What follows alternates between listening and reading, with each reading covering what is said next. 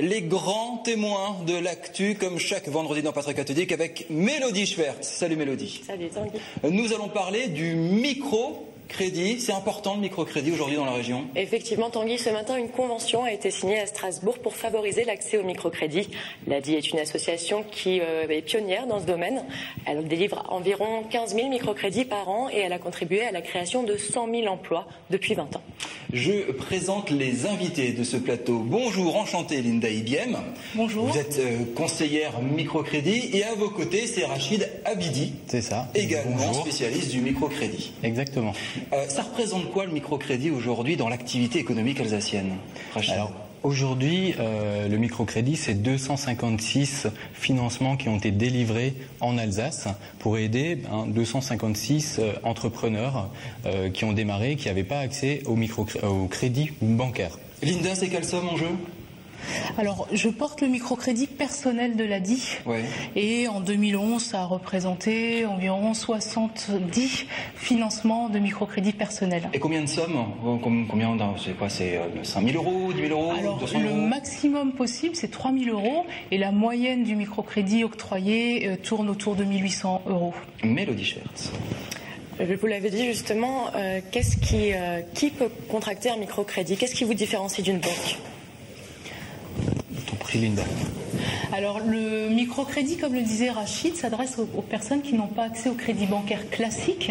Et moi, en l'occurrence, qui suis sur le microcrédit personnel, le but est de financer une personne qui a un projet professionnel. Voilà, soit de retour à l'emploi, soit de maintien à l'emploi.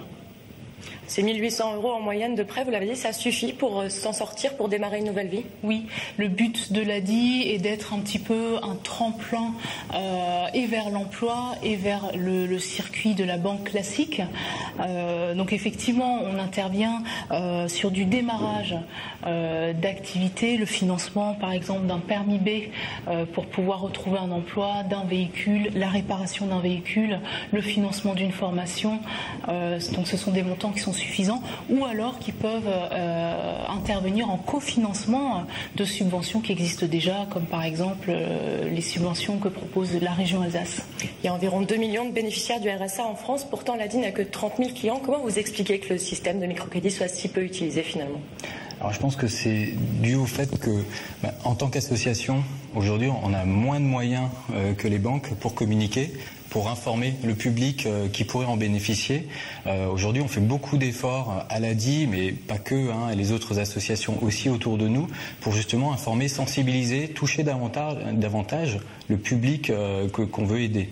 Et c'est pour ça aussi ce décalage. On milite aussi fortement auprès du gouvernement aujourd'hui pour améliorer les conditions du microcrédit, de la micro-entreprise et informer un maximum les pouvoirs publics pour qu'ils apportent un peu plus de moyens également au message qu'on souhaite faire passer et du coup également sensibiliser un maximum de personnes.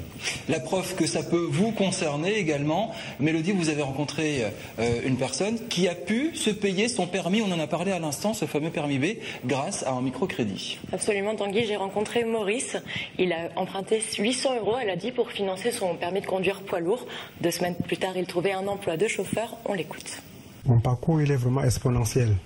Et grâce à l'ADI, qu'il est vraiment exponentiel, comme je le dis, parce que j'ai connu des bas, et quand je suis arrivé à l'ADI, j'ai eu un nouveau souffle de vie. Ils m'ont donné des sous, ils m'ont donné des conseils, et puis au fur et à mesure que ça évoluait, je les tenais au courant. C'est grâce à l'ADI que j'ai trouvé un emploi. C'est grâce à l'ADI que je réalise mon rêve, quoi. C'est comme une famille. On t'écoute d'abord, et puis tu n'es pas un numéro, tu es une personne. Tu viens, on t'écoute. Là, au moins, tu sais que tu es une personne. Mais quand tu vas peut-être voir le banquier, il te met dans un programme, il voit d'abord tes revenus et puis il ne sait pas dans quelle situation je te trouve. Alors qu'elle a dit, on sait dans quelle situation je te trouve et c'est par rapport à ça qu'on te facilite l'obtention de crédit pour réaliser ton projet, quoi. Quand j'ai fait l'emprunt, j'avais quand même des bases. J'avais déjà mon chômage et j'ai emprunté ce que je pouvais rembourser. Je n'ai pas pris vraiment... J'ai pris juste ce dont j'avais besoin, le complément. Donc, c'était juste... Donc, c'est un peu comme si je venais leur demander une canne pour aller pêcher du poisson et manger.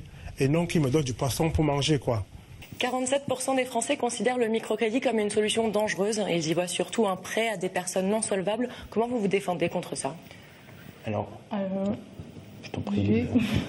Alors, le microcrédit est toujours accompagné à l'ADI et sur des problématiques de non-accès aux banques, eh bien, on propose des accompagnements collectifs ou individuels sur la gestion du budget, où on va aborder les thèmes souhaités du budget, de la banque, comment fonctionnent mes extraits de compte, quelle relation avec mon banquier, ou les crédits et ses dangers, comment lever une interdiction bancaire, par exemple, ou l'épargne. Certains vous comparent aux usuriers des temps modernes, ça n'a rien à voir? Rien à voir du tout. Sur les 256 personnes qu'on a financées par un microcrédit professionnel, donc pour une création d'entreprise cette année, 70 étaient fichés. Ce qui veut dire aussi qu'on a répondu à une demande auquel les banques ne pouvaient pas répondre. Les détracteurs pointent quand même du doigt les taux d'intérêt qui sont élevés, proches de 10%. Alors, le taux d'intérêt, c'est une chose, effectivement. Après, on accompagne le créateur.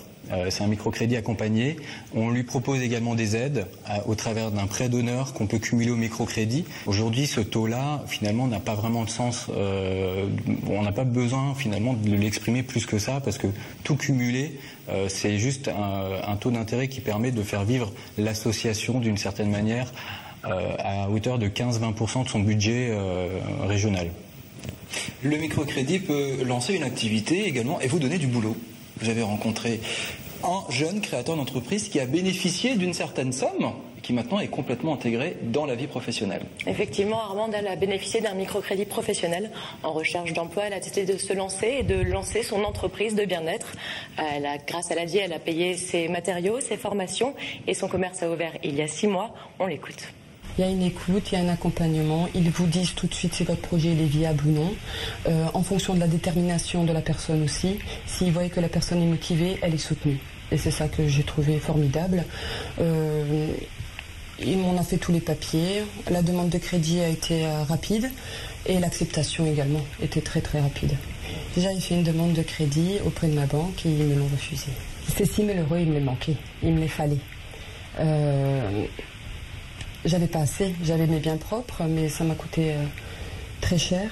Et grâce à Adi, j'ai vraiment pu acheter tout le matériel qui est nécessaire pour mon ouverture. On a monté le dossier ensemble et on m'a aidé à remplir les papiers pour l'URSSAF, pour faire les déclarations. Voilà. Si j'ai des questions, ils m'ont mis en rapport avec des bénévoles, justement pour répondre à toutes mes questions et à m'aider dans mes démarches. Là, je suis confiante. On a fait un plan de financement qui me correspondait en fonction de mes rentrées. J'ai pu acheter mes flyers, j'ai pu faire ma publicité et ça commence à marcher. Doucement, mais sûrement. Le microcrédit s'est développé en Inde il y a 40 ans. Aujourd'hui, le système s'effondre. Les Indiens sont tombés dans le surendettement. Ils ont plus utilisé le microcrédit comme crédit à la consommation. Du coup, ils ne peuvent plus rembourser leurs emprunts. Comment on peut éviter une telle dérive en France ? Tu peux répondre, Linda ? Ah, ok. Ça vous a planté. Vous savez pas. Pédagogique ou pas, c'est quoi? C'est un vrai problème aujourd'hui qu'il faut prendre en compte ou pas? Aujourd'hui, on ne constate pas ces dérives à l'ADI et en France, puisqu'on est très vigilant. Si vous voulez, le microcrédit, comme nous, on le travaille aujourd'hui, on fait un gros boulot de pédagogie justement avec les personnes. On les accompagne énormément. Il y a une relation de confiance qui s'installe avec les personnes qu'on va financer. Et du coup, on ne va pas financer tout le monde non plus. Il faut que le discours soit très clair. Est-ce que de temps en temps, vous êtes face à des gens où vous êtes, Linda, le dernier recours?